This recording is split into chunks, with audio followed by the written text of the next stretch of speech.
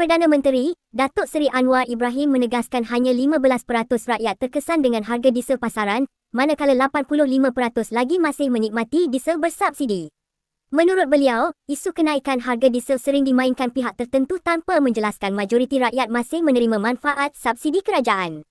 Orang bangkitkan minyak diesel yang tinggi. Kajian menunjukkan minyak diesel pasaran yang tinggi itu memberi kesan kepada 15% rakyat.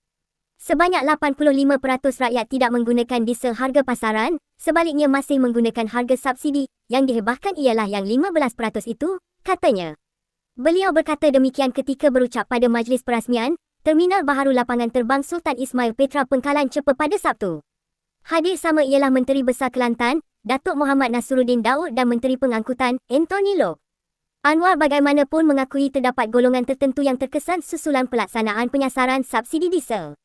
Jelas beliau, kerajaan telah memberi pengecualian kepada sektor penting termasuk pengangkutan awam, bas sekolah, lori strategik serta nelayan supaya tidak terbeban.